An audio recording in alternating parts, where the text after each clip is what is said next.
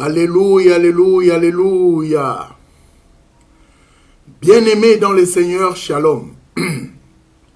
Prions. Éternel Père de gloire, je te rends grâce et te bénis Adonai, parce que tu es le créateur de toutes choses. Que ton esprit m'anime, ô Dieu, afin ce qui va sortir de ma bouche ne mane point de moi, mais de toi. Et je prends l'autorité contre toute puissance qui ne confesse pas ton nom en ces lieux. Au nom puissant de Jésus-Christ de Nazareth, je les jette dans les lieux arides. Bien-aimés, notre thème d'aujourd'hui, je l'ai intitulé « Pour l'amour de Sion, je ne me tairai point ». Thème tiré sur les Écritures d'Ésaïe 62:1. Dans le livre d'Ésaïe 62:1, la Bible déclare « Pour l'amour de Sion, je ne me tairai point. Pour l'amour de Jérusalem, je ne prendrai point de repos, jusqu'à ce que son salut paraisse comme l'aurore, et sa délivrance comme un flambeau qui s'allume. » Bien-aimés, pour me faire comprendre, à la place de Sion, je parle du Congo RDC. Ce qui signifie que, pour l'amour du Congo, je ne me tairai point. Malgré la souffrance infligée à ce peuple qui est le mien, malgré tous les calvaires subis qu'endure ce peuple, je ne cesserai jamais de crier. De prier, bien-aimés, je ne cesserai jamais de demander à l'Éternel des armées la délivrance de ces pays, tant convoités d'une façon multiforme par le pays voisin et par la puissance occidentale, vu les richesses naturelles qu'engorge notre beau et grand pays, le Congo RDC. Les pays de mes ancêtres, où on m'avait coupé le cordon ombilical à Léopoldville, à l'hôpital général, je ne me tairai jamais, quels que soient les prix, quel que soit le vent et marée. Bien-aimés dans le Seigneur, je m'en vais vous raconter quelque chose que vous connaissez parfaitement. Donc, l'histoire de Jonas à Ninive. Bien-aimés, les habitants de Ninive marchaient à l'encontre de la volonté de Dieu. Ninive était considérée à l'époque comme une ville sanguinaire, pleine de méchanceté et de violence, émanant de tous bords, comme connaît aujourd'hui notre cher et beau pays, le Congo RDC. Ce pays avait des problèmes très sérieux avec ses voisins. Il a tellement connu plusieurs cas de rébellion, connu des incursions à maintes reprises, de part et d'autre. Bref, ce pays naviguait comme un bateau en perdition en pleine mer. Bien-aimés, comme notre Dieu est Père de miséricorde et Seigneur de toutes consolations, leur fit envoyer Jonas le prophète. Jonas arrivait à Ninive. Là, je ne saurais pas vous expliquer les difficultés qu'il avait connues pour atteindre Ninive parce que je vais tout droit au but. Arrivé à Ninive, Jonas leur prêchait la bonne nouvelle, qui prônait beaucoup sur la repentance, en leur disant ceci: répentez-vous, car dans 40 jours, la ville sera détruite. Comme il était parti à cet endroit à la volonté de l'Éternel Dieu, la Bible dit, dans Jonas 3, 5 à 8, les gens de Ninive crurent à Dieu, et ils publièrent un jeûne et se revêtirent des sacs, depuis le plus grand jusqu'au plus petit. la chose parvint au roi de Ninive.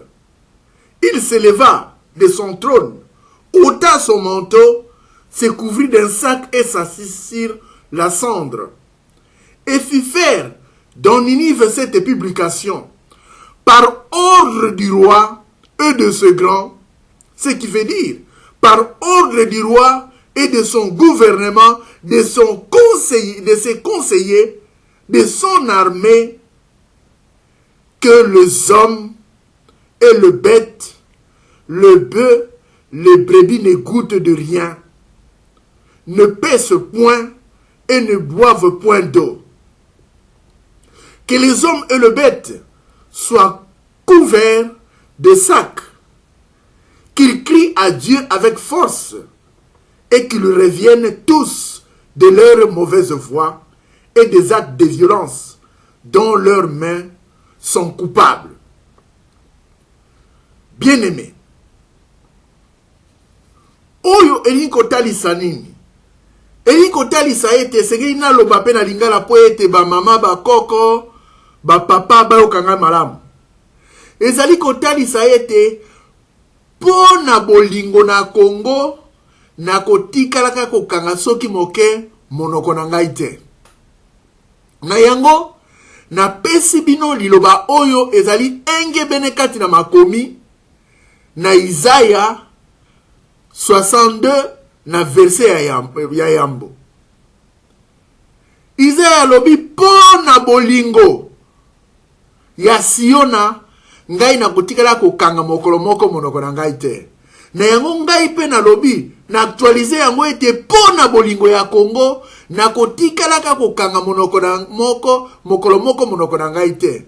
Na kobandaka seko konganga, na kobandaka seko kobondele pai na nkolo ete mawana ye ezala likolo na mboka wana po ete population bazali komona mpasi, bandeko nanga bazali kosufri na mboka wana, misale ezali te kokangama, kosala bango makambo oyo ezali digne te mpo na bango, bapeyi oyo ezali nzinga na biso kokotelaka bango, kobomaka bango, pe biso moko na kati na mboka tokei kodefa culture oyo ezalaka na biso te ya kosimba ba machete, kokataka bandeko na biso ba machete, kopapaka bango. Culture oyo ezali na este kuna eye pai na biso, na yango ezali mawa moyena kanga mongongo na nge ezali te. Esengeli ete na ganga, esengeli ete na ganga po ete baleka na kobongwana, po ete baleka na kotambola alima ndenge makomi mazali kotinda. Po na bolingo na mboka na kotikalaka mokolo moko kanga monoko na ngai te. Na yango telema mabe elekaki kati na mboka wana, Nzambe alekaki na kotinda moumbu na ye profeta Jonas. Jonas akomi na mboka wana, Jonas atei liloba na Nzambe na mboka wana, Jonas agangi na mboka wana, alobi na bango esengeli na bino bobongola mitema po ete nzela oyo bino bozali kotambola ezali kopesa lokumu soki moke pai na nkolo te, ezali nzela ya kufa. Na yango nkolo asili kokwa ekateli na ntina na bino ete mboka oyo esengeli aboma yango na mikolo 14. Alors soki boyoki mayenga nazali koloba na bino te, ekozala mawa, bokobelela lokola babelaka tango na Noa, ekozala trotare, mboka na bino ekoleka na kokufa. Bandeko bobosana te, na makomi na Noa mbula ebetaka pendant 40 jours. Awa na makomi na Isaya Nzambe alobi na bango ete dans 40 jours akoboma mboka wana. Donc chiffre wana ezali eloko moko ya motu ya ndeko molingami, tokokena na yango mbala peut-être na sima. Na yango na verset 10, au verset 10, la Bible dit: Dieu vit qu'il agissait ainsi et qu'il revenait de leur mauvaise voie, alors Dieu se repentit du mal qu'il avait résolu de leur faire et il ne le fit pas. Ceci signifie que si Dieu s'était repenti à Ninive, parce que c'est bien lui qui sonde le cœur et le rein, a senti qu'il y avait une vérité et qu'ils avaient réellement confessé leur péché et revenu à la raison. C'est pourquoi l'Éternel s'était repenti.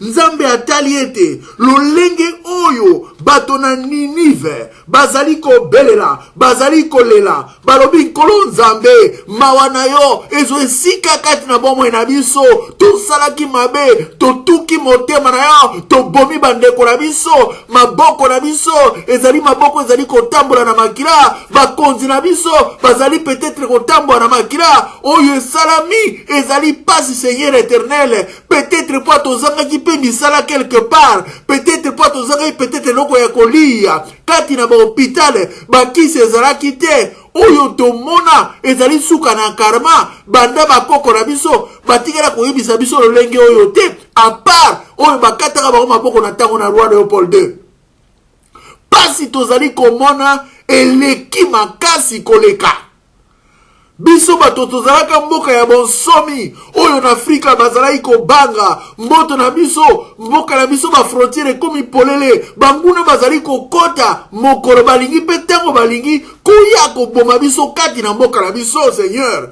mboka na biso ezali mboka oyo nayoka depuis que le monde est monde nano esalama te oyo mboka mibale baye kobeta na masasi kobunda kati na Congo. Oh mon Dieu, c'est pas possible. Ezali mboka oyo population bazali ko souffrir éternel na yango babelela ke pai na Nzambe ete Nzambe mawana ye ekita likolo na bango ete aleka na kolibisa bango aboma mboka wana te.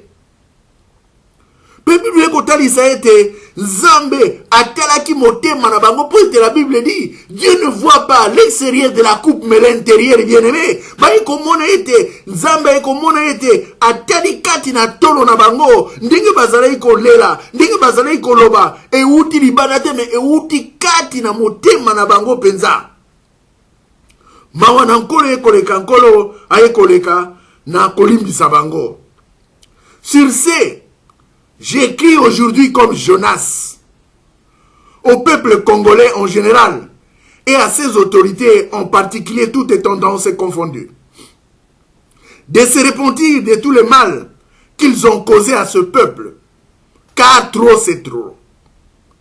Un pays où les Koulouna font la loi sur la population à coups de bâton ou de machette, suite au manque d'encadrement social de l'État, de la faim ou peut-être par manque d'emploi, où les clowns en cravate pillent sans arrêt, sans être inquiétés par les cours et tribunaux, où il n'y a pas de soins médicaux appropriés dans des hôpitaux, où après la pluie le pays devient le Bangladesh d'Afrique par manque de curage d'eau de canalisation et le curage de canalisation d'eau, dû suite peut-être aux constructions anarchiques aussi quelque part. L'eau ne sait s'évacuer pour atteindre le fleuve Congo ou le rivière X, où les poubelles font la loi et la fièvre typhoïde jubile, où il n'y a pas une permanence d'eau potable, où l'électricité paraît quasiment inexistante, bien qu'il regorge dans ces pays plusieurs barrages. Je prends l'exemple des barrages d'hydroélectrique d'Inga, de Mobaimbogo, et ainsi de suite. Où les opposants croupissent en prison, bien qu'en étant sérieusement malades. Là, je vois l'honorable Muyambo, l'honorable Franck Diongo, ainsi que Djemi Nyongala, avec d'autres combattants, bien entendu, nos frères et sœurs qui sont dans les prisons, où on refuse les opposants emblématiques de jouir de leur droit de liberté, de rentrer dignement dans leur pays, malgré qu'il y ait accord de Saint-Sylvestre à la Cinco. Où son grand frère, par exemple le cas de Katumbi, où son grand frère a reconnu que cet appartement, cet immeuble, lui appartient. À tombeau ouvert, il a même montré tous les documents possibles qui attestent que cette maison est sa maison. Puis il dit que mon jeune frère était chez moi, je le nourrissais, c'est moi qui étais son papa lorsqu'il avait l'âge de 6 ans.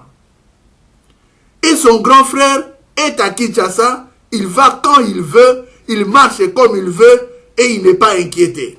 Mais toujours Katumbi. Pourquoi? Point d'interrogation, je n'en sais rien.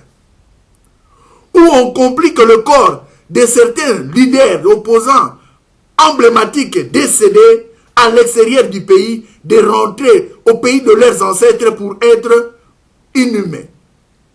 Là, je vois notre regretté papa, Etienne Tshisekedi Wamuluba, le maréchal Mobutu et Moïse Tshombe, où les fonctionnaires sont payés à bas prix,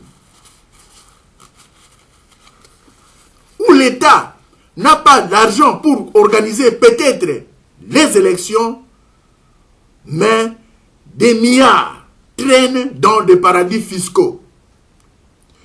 Bien-aimés dans le Seigneur, pour l'amour du Congo, je ne me tairai jamais. Lévitique 19 et 31, la Bible dit, je cite, « Ne vous tournez vers ce qui évoque les esprits, ni vers le divin. Ne les recherchez point, de peur de vous souiller avec eux. Je suis l'Éternel votre Dieu. » C'est pourquoi cette phrase de l'Écriture nous pousse à mieux raisonner. C'est la raison pour laquelle Amos 3, verset 3 nous dit, « Des hommes peut-ils marcher ensemble sans être convenus? À vous de comprendre. Parce que si toi tu sais que ton ami est un meurtrier, toi tu sais que ton ami est un koulouna, ou ton ami fait des histoires qui ne plaisent pas à Dieu, alors toi qui es un homme normal, comment tu peux toujours t'accrocher à être ensemble avec une telle personne qui vit dans le désordre? La Bible dit de vous séparer. La Bible est claire. La Bible nous dit de vous séparer parce que tu ne peux pas marcher avec un homme qui marche à l'encontre de la volonté de l'Éternel. Bien-aimé. Deutéronome 4, 24, la Bible déclare, pardon. Car l'Éternel, ton Dieu, est un feu dévorant et un Dieu jaloux. Pour l'amour du Congo, je ne me tairai point. Je ne me tairai point. Oh Adonai, Nzambe Nangai, lokola yo Éternel des armées, Elia abelelaka yo, pe asalaka miracle, okitisaka moto na ngomba ya Carmel contre ma prophète Abale ya Jézabel. Nayebi ete, Seigneur éternel, yo zali Nzambe oyo akelaki biso, oyo apemaki kati na biso pema na bomo, ya mbote mokili mokelama, oyo abengaka biso na nkombo ezalaka yo nkolo Nzambe na ngai. Na yango nazali kobondela po ete peuple oyo bakomi lokola bazoba, bakomi lokola bataba kati na mboka na bango, ete bato bakouta libanda bakoya baviole basi na bango ndenge balingi, bakotisi babiloko ya mabe kati na bajoto ya bamama na biso, na yango biso tokoki koaccepte eloko ya boye soki mokolo moko te. Karma ya nini? Bakonzi okomona kaka bango bayaka koya kosala b'incursion epai na biso, koya koboma epai na biso, me biso ata mokolo moko te tosala sens contraire. Siko ba réunion ngo ya ba comité ya sécurité bosalaka na mboka ezalaka ya nini? Botretaka nini? Bozali ba soda. Bino bato bosimbi sécurité ya mboka. Bino bato bozali na stratégie nyonso tu pona kosimba sécurité ya mboka. Na koyeba tango tozalaka tango ya maréchal. maréchal azalaka na ba pilote mbo ba major mpika soki bolimba ba histoire wana malamu bokende kotuna yango na Congo Brazzaville bakoyebisa bino major mpiko bomonaka wana na États-Unis azalaka nani na mboka wana bokende komona ba colonel Kintiama balaka na mboka wana ba général Mayele Vieux Tigre no musu baka obenga serpent de rail bazali belé okomona kati na mboka même na niveau ya ville ya Kinshasa bokomona général Bolozi azalaki wana pona ko coordonner ville ya Kinshasa bien que ba Wallace bazalaki ba msusu bazali kolinga kosala mwa makambo oyo ezali kopesa lokumu na mboka te mais Bolozi asalaka bango fertiche pe kimi ekota kati na mboka wana. Alors ba réunion à communauté à sécurité et ça la maka pourquoi je me demande, je me pose la question.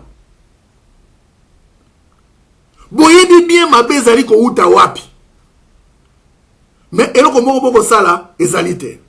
MONUSCO baye na bango en territoire conquis musala na bango komela bati na bango kolia komela ba cerveja komela ba sempoli na bango okoyo kaka bavandi wana soki 20 000 hommes mais moi portion ya terre oyo mobulu ezali kozala 20 000 hommes bazali wana mais MONUSCO baza kosala eloko moko te.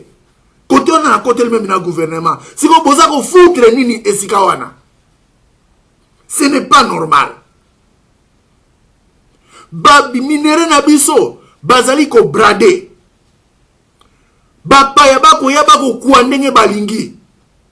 Et puis bino ba imboka bozali ko signer na bango ba contrat moko boko sala ba marché de dip na batu ya lolenge wana à l'encontre ya bien-être ya population. Est-ce que boza komona makambo wana ezali normal? Na yango pona makambo etambola malamu kati na mboka wana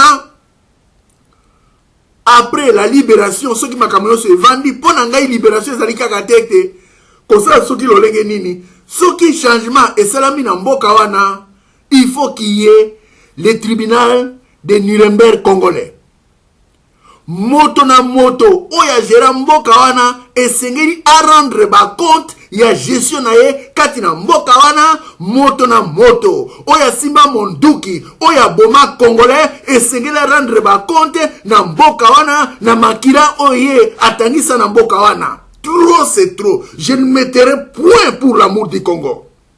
Assez c'est assez. Qu'il pleuve ou qu'il neige, moto na moto, esengeli a rendre ba compte na oyo bino bozali ko sala, buchafu oyo bozali ko sala, kati na mboka wana. Oyo bozali ko kamata ba mbongo, kotia na ba paradis fiscaux, oyo population ba kokufa nzala, ba kisi ezali te, mai ezali te, boko mimona en territoire conquis, esengeli bo rendre ba compte na mboka wana. L'histoire vous jugera. Ezali likambo ya NT, ezali kandate, ezali réalité. Yo vandi, mosala na yo, kofinga bato, mosala na yo, kosala o ezali dignité, moto na moto, ako rendre ba compte na mboka wana. Ezali le seul pays au monde, où yo motako ya koti na politique peut-être pauvre, abimi millionnaire en dollars. Mais c'est quoi ça? Ce n'est pas normal. Makambo oye sala bagana mboka wana awa na poto ekoki ko sala ma jamais. Na lobi tete awa na poto corruption ezalaka te puisque le mot corruption na français soki to yeba yango po ete komamaka quelque part to yoka yango quelque part esika mindele bayaka. Kanyaka euta mingi epai na bango awa. Kasi ya bango kanyaka awa ezali na mwa ba retenu oko monete mondela zali ko sala salaire za okena malamu bakamisa okena malamu population na bango bazali malamu mettons ba yo sala ba audit ba ko remarquer que non mokonzi aibaka wana balende lié bakangi mais société ko tambola misusu pena malamu sans problème mais oya biso ba société nyoso kanyaka na kanyaka ne to ko accepter biloko lolenge wana te mboka wana soki gestion ezali malamu avec une leadership assis sur le trône pardon, sur le roc. Beaucoup mona ete mboka wana makambo kotambola penza alima makambo a corruption kozala te ko makambo malamu kozala kati na mboka wana ezala basoda na mboka wana bakozala ndenge ezalaka kala kantine na bango na kati na ka oke kosoma madesu oke kosoma mpiodi na yo makayabu na yo d'ailleurs ntango tokokola toabana mike na bakamp police et tout ça okomona ete tozali kobenga madesu mosusu ya mwindo madesu ya basoda puisque ezalaki consomme mingi na kati na bakamp militaire. Mais lelo oyo soda aza kokufa nzala bana na ye peut-être bazali kotanga te mais bango bakotinda bango pona okende ko bete peut-être masasi pona koboma population, ce qui n'est pas normal. Ezali malamu soki mokete na yango esengeli ete état de droit ekota kati na mboka wana pona peuple a jouir na bolamu ya mboka na ye na nkita o ezali kokuta makati na mboka na ye po ete mboka wana soki gestion ya malamu ezali toza kaka na courant okuta mboka msulu kwa ba Côte d'Ivoire ba Sénégal baza pena eloko malonga na sia mabele na bango te. Na pesa exemple même Ethiopie. Ethiopie ezali mboka moko ezalaka na nzala soki bato balali nzala na ndako bakoloba o tokomi na Ethiopie, c'est-à-dire eloko ya kolia ezali te. Mais lelo oyo nakendeki na Addis Abeba na moni Addis Abeba mais il faut bomona ndenge mboka wana ezali aéroport ya mboka wana il faut botala ndenge ezali koyiba ti wapi okomona aéroport lokola ya mayamaya bako estimé yango je ne sais pas ce qui n'a pas 150 millions de dollars mais oyo biso ko atteindre ba 600 otalo oyo biso tunda kumoko batie na aéroport mais otalo basali par exemple sikoyo na niveau ya Macky Sall asali kuna na Sénégal aéroport ya munene ya kitoko ezo coûter soki 200 millions de dollars mais ya biso bimi 600 millions mais eloko nini etongami kati na aéroport wala bongo elobi na ndeko lezer mbongo oyo bafutaka mpona ko voyager na mboka wana batia yango wapi kendeke wapi ba poubelle etoni na mboka moya kolongola ba poubelle ya lite po ete ndenge toyokana na Union européenne eza kosala malisusu te bango bakenda na bango biso moko étant peuple souverain toza okoka kogere mboka na biso te. Est-ce que bozo mona ngo normal bolepe bomeli tango boza koleka na mituka poli boko tala ndenge bami ba poubelle wana etondi bozo mona ngo vraiment que ezali normal hein? C'est pas vrai. Et c'est ngeni moto na moto atala apport na ngai nini o nazali kosala po ete epesa ngai lokumu pona kobongisa mboka.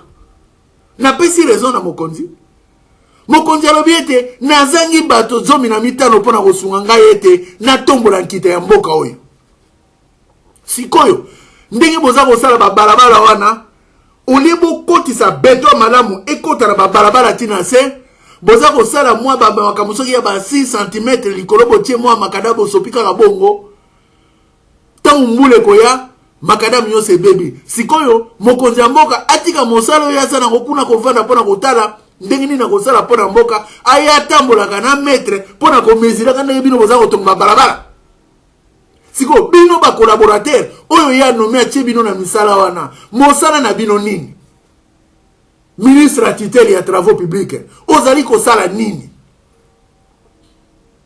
Ce n'est pas normal. Mwanzela muke okola kaka 2 millions de dollars. Tango tozalaka tango mobutu budget elaka makasi te, il faut na reconnaître que avec autorité otone sikoyo budget mati quand même. Mais ezali rien budget wana par rapport na o ezali ndakisa na bangola même na Congo Brazzaville ba pe men na biso. Mboka wana muke wana. Toza na pétrole na mboka, pétrole wana bangolais baza ko pomper biso moko bakolo pétrole to vandi gambala eloka ko sala ezali te. Na lake Tanganyika toza na mbisi za ko pole ko mibange na kati ya mai na fleuve ba bateau de pêche ezali te population bazo kufa nzala. Bozo mona ngo normal. Toza na mai moko douce ya kitoko mais population bazangi mai ya komele. Toza ina ba barrage hydroélectrique mais population bazangi courant. Depuis que le monde non na mona makamba boyete.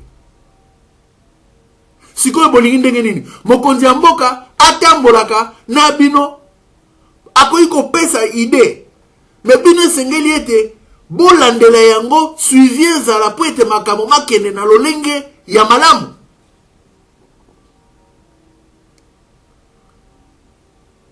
Et puis mboka o ezangi budget za na mbongo te pona ko sala mboko financer pona ba élection gouvernement za soki na 60 et quelques personnes. Mais attends, en tout cas, attends, bino moko bozo mona te que ça normal te. Si qu'on a budget à 4 milliards, gouvernement on a qu'un conseil exécutif na kati ya 4 milliards on a ko kota na combien? O yango ko benda na kati ya 4 milliards, présidence de la République. Hein? Pouvoir judiciaire. Si qu'on a population bakotika là na combien? Ndeko luzolo bambi alobi ete courage eza kosala na mboka wana moyen ezali chaque année pas moins soki de 15 ou 20 milliards. Alors soki totali sikoyo soki courage ezala pas moins de 15 ou 20 milliards. Tant oyo nyonso bino bavandi na kati na mboka wana, s'il faut to estimer même à 15 milliards ya pamba chaque année multiplié par autant d'années oyo boza ko gérer mboka. Bobibi c'est combien? Non non non. Le tribunal de Nuremberg congolais, il faisait la Untavex.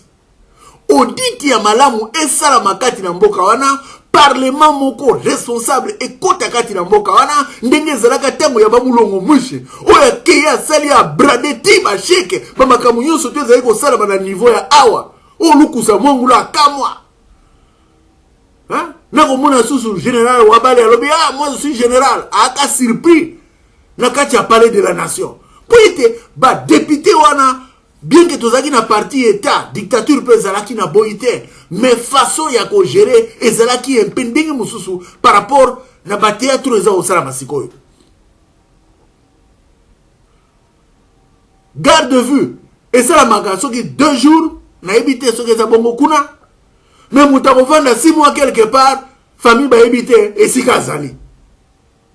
Non, trop c'est trop. Je ne m'étairai jamais, pour l'amour de la RDC, à dénoncer tout ce qui ne va pas. Naza koloba sans rancune. Nazali, bomoko ya mboka wana, na lingi mboka wana. Alors sikoyo, osoki yo zali ko gérer mboka. Yo zali ko bongisa mboka te. Yo ko sala makambo, ya bozoba, o zali ko pesa lokumu te po na mboka. Sikoyo, na yo. Na oyo azali ko dénoncer. Nani alimboka ezali malamu soki mokete na yango bande kolokola a on a poté zalaka soki moto azali malade tango bakotala maladi neza makasi esengeli te moto wana baluka soki azana boloko akende esika moko ya malamu oyo bakoki kozwa ba soin na ye contenu ya kana ye lokola biso et koki peut-être te na yebite puisque ba réalité kuna peut-être na yebite mais je sais que en tout cas pour les soins médicaux ça ne te aucun ça c'est un problème. Alors esengeli ete moto wana abima na raison moko humanitaire akene kozwa soins médicaux. Muto akoti aza malamu aza kobima akomi invalide et puis bozo mona ngo normal. Muyambo aza malade esengeli abima. Frank Diongo aza malade esengeli abima. Diomi Ndongala aza malade esengeli abima. Place wana kosenga même na mama ya Yambo asunga esika wana atala aloba na papa na ndako ete papa en tout cas kaya bato wana esengeli kosala quand même quelque chose. Na ko reconnaître ba qualité na ye. Azali mama moko oya sala musalo ya sala kati na pale wana na ba première dame ata moko sala lokola yete à part mama Cessé. Mais ya mama Cessé zalaki akotinda ba mama pinga bako sala ba makambo tout ça mais ye moko zalaka sur le terrain ko kende tina ba côté moko inaccessible alati ba bota za ko kota o kende ko sunga bato mama chapeau nzamba le kana ko pambola yo akanise ona ba libéralité na ona modèle oyo sala kana tina na mboka bien que na ebi provenance ya ressources te ezali maramu mingi nzambe na yo akosunga yo oyo belelaka mais bandeko oyo bazali ko sala kati na mboka ezala na gouvernement ezala na conseil judiciaire ezala na conseil législatif esengeli ko sala mosala na lolenge elongo bani tango bozali ko légiférer ba loi na bino esengeli ko tala kolongola kozala na parti moko partisan mais kotala pona intérêt ya mboka makambo manso matalema batambola alima. Ba gouverneur ba province moto na moto azwa ba responsabilité na ye po ete mikumba wana nyonso to ezali ko traîner kati na mboka elongwa. Po ete salite soki eleki mbula ebeti tellement que ba canalisation ezali bouché, curage ezo salama peut-être pas, ma ezali kotonda loko le balé kati na capitale. Na ebité soki pe l'intérieur ezali bongo mena kolikate ezali bobele bongo. Alors esengeli te plan marshal moke salama penza et coordonner ba biloko wana lolenge ya malamu. Opération Salongo ezonga na ebité voirie grenage à l'époque na ebité sikosi bobenga ngonini ezo ba responsabilité na yango pona ko curer ba teraso ya minene wana ete mai etambola na si pe na te ya likambo mbala mosusu bino population bino pe bozali pour quelque chose mokonzi azali kopesa ba initiative ya malamu pona mboka mais bino moko bozali ko bebisa siko batera se wana ekomi boucher na lolenge nini okomona mama to papa ale kwanga na yu nini sachet na yesu balambela ki yesu nini aname conscience abimi inde akeya komi na terrasse amoni pena ke terrasse ba uti ko sala me akamati biloko na ye abwaki na kati bozaba ndoki omoni kindoki na bino bimi ni banda bondoki obozali ko sala na mboka wana omoni nenge bimi nenge zalaki kati na Ninive makambo eza kosalama na RDC ezali genao ezalaki kati na Ninive bomoni bondoki na bino nenge bimi mama yaka songolo taela biso mais bino moko bozali ko bebisa mboka bino moko tokende pai tozonge pai soki natali mboka wana ndenge ezalaka na tango nakendeki dernièrement il y a au moins soki 8 ans na komona ki en tout cas quand même iloko mwa malamu ezali kosa pesi tonga na kende na okuta poussière eki partout puisque wako tonga mboka tout ça mais soki na otala msu na bilili na bakote ya bagombe kuna okomona vraiment que en tout cas il faut qu'on reconnaître quand même quelque chose mais bino moko nde sengeli bozwa propriété ta lokola na garakala batie fontaine wana kitoko batu bakokende bakokanga bafoto wana mais lelo oyo ekomi ondire eloko moko nayebi te na ocomprendre ete elingi kotalisa nini kindoki oyo etonda na mabumu na bino yango bozali kobimisa yango libanda mpona kobebisa mboka après mokonzi mama bino moko basorcier ya mboka wana yango bozokufa nzala quelque part où boza komona ezali karma po ete bondoki ezali kati na estoma na bino na mitema na bino na bentestin na bino yango ekozala te bose conduire na modele bozali kose conduire wana sikoyo mokonzi ya mboka ayaka ya kokirele bino baterase wana boyebi kosala basalongo te epuis na kosenga na gouverneur de la ville esengeli akamata asala bacontener ya minene oyo chaque quartier ezana ba conteneur de sorte que tango bakozwa ba biloko na bango wana bakende ko bwaka babwaki na kati ya conteneur soki etondi ba évacuer yango bakena ngona te puisque ba immondice wana na poto c'est l'argent ba ko traiter yango ko retirer ce qu'il faut retirer tout ça donc ezana ba usine ezali ko sala ville Kinshasa ozana mbongo koleka donc soki vision moko ya malamu ezali bokomona ete mboki kotambola kitoko makambu ya basachet bolobaki ete bolingi yango te mais apparemment soki totali même na batea tokomona ke basachet eza nango kaka donc il faut kokanga basociété wana esalaka basachet de sorte que ete ezala lokola basaka ya papier tout ça ndenge namoni bamosusu na filme na Rwanda ozomona ke mboka propre kitoko mais tala ya biso kaka Barwande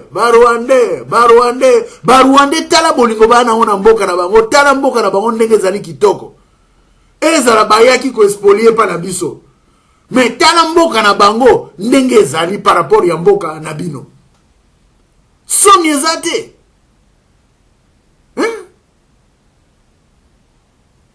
kosala ba émission ya bozoba ya bolone ya kofingaka bato bolumbu ya mwasi ezaki loko ezali na nkuku kati na ndako Mais bolumbu ya mwasi ekomi a tombeau ouvert na ba télévision, na ba Facebook, bozo boyo bozali kosala. Bomoni kindoki na bino ndenge bimi. Ce n'est pas normal. Mboka ndenge nini oyo? Mboka ndenge nini oyo? Basala boye boye te. Kanyaka na kanyaka. Epi ndeko mosusu na bosala ki bakanga. Ndeko azaka na kingabwa wana honorable Jekoko. Esengeli botika ye quand même. Esengeli botika ye. Pona mboka redémarrer, etambola malamu, esengeli ete l'union fait la force. Yango na robaka toujours, si nous tenons la main dans la main réellement, nous ferons une ronde autour du monde. Eli koloba nini? Soki to sangisi ba synergie na biso, totali na même direction. Pona kotonga mboka, to kotonga mboka na lolenge ya malamu, pe bato bakokamwa. A supposer que bandako nyose tongami na Gombe, ndenge na komona kitoko tout ça. Soki ezali ko pousa na bakomi na Kinshasa maleme malembe, te to komona maleme malembe, mboka ekobongwana. Mais soki moto na moto azali kotala ba intérêt individuel, akoyiba mbongo ya leta, soki aye na cité boko benga ye preso, ao kamata mbongo ko bwakela bino, en tout cas mboka ndenge nini? Eza normal te. Bolingo ya mboka il faut ezala. Na yango na kosenga na mondele mboka. Akamata mai ya pio amele, akamata ndeko Muyambo, ndeko Diongo, ndeko Diomi Ndongala, ndeko Jekoko. Na bandeko nyonso bazali na ba prison songolo na ebite. Oyo bakana bango ezali baka moko peut-être ya haine na ndenge mboka ko tambolo dazo. Amela mai ya malili apesa ordre babimisa bandeko wana. Soki bandeko wana babimi, corps ya papa na biso Etienne Tshisekedi ezongi na mboka, corps ya Maréchal ezongi na mboka, corps ya Moïse Tshombe ezongi na mboka, étant serviteur de l'Éternel, ba mandaté ngai te menaza quand même na droit ya koloba. Pour être là, Moussa in Nzambé, couper sa condition adéquate de sorte que Korea, papa Nabiso, Olangi, ou en Afrique du Sud, et y a nakati ya mboka, ba enterrer dignement na mboka, ya ba koko na ye. Ba enterrer dignement bango na mboka ba koko na bango. Pa awa bazari pa ya ba paya. Ba zonga ndenge na te aki na mbalo eleki. Ndenge salama kati na bomo ya Yakobo pe ya Yosefu, e zonga kati na mabele ya bokoko na bango. Donc, conseil exécutif et joua ma responsabilité bien entendu chapeauté par la présidence de la République. Wana ekozala malamunde komolingami. Nayango naza koleka sasa yipi na kobondela. Zambe na lola tata na mokonzi na biso Yesu Kristo. Nkolo, je sais une chose. Ete yo zali mokeli na biso nzambe. Soki, kolo ezalaki yo tele biso, tozali te nkolo nzambe na ngai. Na yango nkolo Yesu Kristo. Na korapelo likamoko ya motuya. Kobotama na yo Seigneur Jésus. Ezalaki miracle. Kokufa na yo, ezalaki miracle. Kosekwa na yo, ezalaki miracle. Komatano na likolo na lola, umboka papa, ezalaki miracle. Koya na yo, ekozala miracle. Na yango wana na kombo na yo Yesu Kristo mwana na nzambe na likinda. Na kosinga na yo, usopa miracle na yo sasa hipi. Ete kolo, kimia ekota kati na mboka wana, bomoko ezala kati na mboka wana, oyo nyuso ya mabe, ya bondoki, ya buchafu, ya mbindo ya salite, oyo bamongo balobi benkende, elungwa kati na mboka wana, ete kimia, evanda kati na mboka wana, tosimba na la main kati na mboka wana, synergie d'ensemble ezala, total la même direction, pona bolamu, ya bana pe ya bakoko na biso, oyo bazali, kobota makati na mboka wana, tozala juge te un jour, bana batu na biso, ete, eloko nini, oyo bino bosalaka, na indépendance, oyo bakoko na bino bakwaka, na table ronde. Oh Seigneur, tozana posala yo, ne yangona ko belela, puissance ya molimo mosantu ekita moto na molimo mosantu ekita kati na mboka wana etumba par la foi ba poubelle wana nyonso oyo ezali na milimo ya bokeseni epela moto etumba ba culte occulte epela moto kati na mboka wana ete puissance ya manifestation ya œuvre de la croix et détruire et consumer oyo nyonso ezo confesse comme na Jésus Christ ete kati na mboka wana moto na Nzambe dans le nom de Jésus, et dans la nation, Seigneur, et tumba nyonso, super archange Michael, akita na ba collègue na ye, ba yana mupanga ya moto, ba kita, pona ko ya ko restaurer, kimia kati na mokana, ba ya ko bunde la population na, et nkolo Nzambe na ngai. Mokolo, il y a les 31 ans bako tambola, mireille de feu na yo, et tambola na bango, et te mué na yo, et zaliboso na bango pendant la journée, et te moto na yo, mireille de feu na yo, et zanabutu kati na bango, ba yi bate, ba kene ko buka, songolo pakala te, ba tambola, na lolenge droit constitutionnel, et zali ko senga bango. Kwa soki baleki na kotambola eke bakei ko yiba ko sala makambo songolo soki leta tie maboko wana eko imotera motali concerne eloko azali ko sala mais soki ba respecter maye clergé et lobina bango ete batambola kaka pona ko réclamer ba droit je crois que ekozala malamu mingi na tina na bango yona ko belela molimo na yo e sala kati na bango molimo na yo e sala kati na gouvernement wala moto na molimo mosantu etumba bakisi o ezali kati na ba réunion na bango o ezali ko terso za kombo na yote Nzambe na ngai ete ezala consume au nom puissant de Jésus-Christ de Nazareth que le feu dévora en action dans le nom de Jésus etumba nyonso mon Dieu mon roi pena ko déclencher moto Nzambe et quitte ça yebi et toucher Muyambo et toucher Frank Diongo et toucher Jimmy Dongara et toucher Ndeko Jeko Sika Bazali moto na Nzambe et consume onyo se ali malade onyo se ali peut-être makila ou likambo songolo et pela moto mon Dieu et te puissance il y a manifestation œuvre de la croix et opérer kati na bango Nzambe prêtez aux Nzambe. Psaume 41. Et ligue nabango Seigneur éternel. Et vanda kati nabango mon Dieu. Et te batato la monnaie na yo. Et te yon Nzambe na lola. Ozana bamoy. Babele la yo. Ndenge babele la ka na bane ya Ninive. Et te Nzambe merci. Na nengo leki na kosunga biso. Et sengele ki ete mboka na biso. Dans 40 jours et kufa. Kasi na bolingo na yo. Tango to belele pa na yo. Otinila ki biso. Oyo azali mosali na yo. Jonas. Oyo tolandaki toyoka ki tondimaki tala lelo yo tokomi malamu totiki misala ya soloka totiki misala bondoki ya koboma bato ya kosimba ba machete ya ko violer bato Jésus ekomi malamu biso ba autorité ya mboka tozui solution tolingi susu mobulu te ete maye ezala lotrike ezala ete ba oyo so twana ngo comme minier na sera mabele ba contrat oyo so tout osalaka to revoir ango na niveau ya parlement pe na niveau ya conseil exécutif ete maso matambola alima mbongo ekota na banque centrale bamboko ezala na ba paradis fiscaux soki pe ezali e ya ezonga na mboka po ete totonga mboka ete ba population esika bazali na pasi batonga bandako ete ba loger population po ete soki bolingo ezali bakomi lokola ya Kinshasa ya lingbola pe ya barubu bakoki kobanda wana kotonga malembe ete mboka ekobongwana na yango nkolo tika ete osala Nzambe tika ete puissance ya manifestation